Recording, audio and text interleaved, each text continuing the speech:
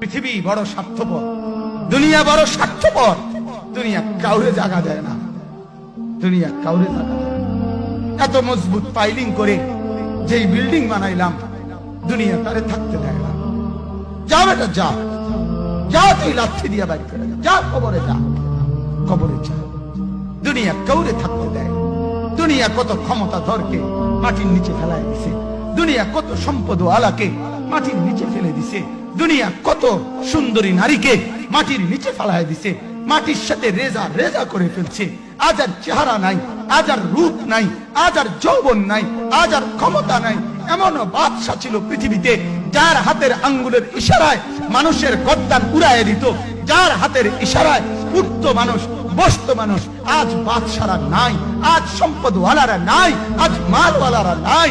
দুনিয়া কাউরে থাকতে দেয় না, কাউরে না দোস্ত, কাউরে দেয় না। দুনিয়া দাদারে আমার থাকতে দেয় নাই। আমার দাদারে আমি দেখছি, আজ আমার দাদা নাই। আমার নানারে আমি দেখছি, আমার নানা নাই। আমার দাদিরে আমি দেখছি, আমার দাদি নাই। আমার নানিরে আমি দেখছি, আমার নানি নাই। আমার বাবারে আমি দেখছি, 14 লক্ষ টাকা বাবার পেনশনের আমি সব ডাক্তারের পিছনে খরচ করে ফেলছি, বাড়ির ফসলের জমি বিক্রি করে ফেলছি। আমার বাপ যেন না মরে বারবার হসপিটালে নিছি, কিন্তু দুনিয়া আমার বাপকে থাকতে দেয় নাই। আমার বাপ কবরে চলে গেছে। দুনিয়া কাউরে থাকতে দেয় না, কাউরে না, কাউরে না, কাউরে না, কাউরে না।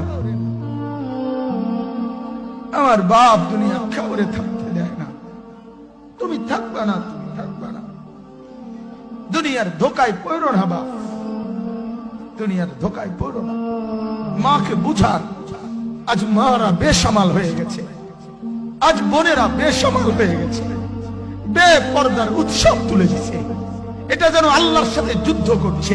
আল্লাহ করোনা না, তুমি আরো কিছু দাও, আমরা বেপরদিকে ছাড়বো না।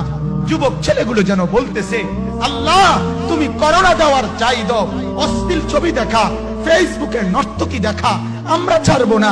দেখি তুমি কি করতে পারো, তুমি যা করার করো।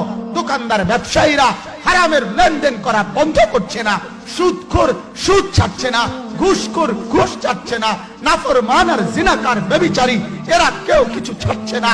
বেহায়ার বেপর্দা নারী তার অশ্লীলতার বেহায়াপনা ছাড়ছে না। মুসলমান তার ঘরে টেলিভিশনের নর্তকীর আওয়াজ তো বন্ধ করছে না। হায় করোনা কিভাবে যাবে, আযাব কিভাবে যাবে বলেন, বলেন, বলেন আপনারা।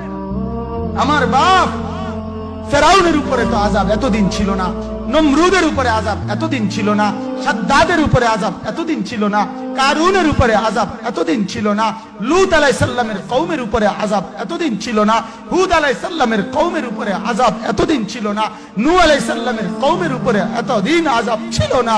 আজ আমরা মালিককে এই পরিমাণ নারাজ করছি, মালিক এত বেশি নারাজ। আজ 1 বছর হয়ে গেছে, 1 বছরের চাইতে বেশি হয়ে গেছে, কই করোনার মহামারীর আযাব তো যাচ্ছে না, গেছে গা বলে। আমাদের লক্ষ লক্ষ বাচ্চার পড়ালেখা বন্ধ, এরা নষ্ট হওয়ার চূড়ান্ত পর্যায়ে পৌঁছে গেছে। মোবাইল এদেরকে শেষ করে দিছে। লক্ষ লক্ষ ছেলে, গতকালকে এক মা আমার আত্মীয় ফোন দিয়া বলতেছে, সকাল 10টায় বাচ্চাটা ঘর থেকে মোবাইল লইয়া বাইর হইছে, রাতের 10টায় মা তারে ফোন দিয়া বলছে, বাপ ঘরে আসতি না, ভাত খাইতি না। বাচ্চা তারে বলতেছে, তোমার অসুবিধা কি, তোমার সমস্যা কি? মা এই কথা বইলা কায়দা দিছে যে, শোনেন হুজুর কত দোয়া করো।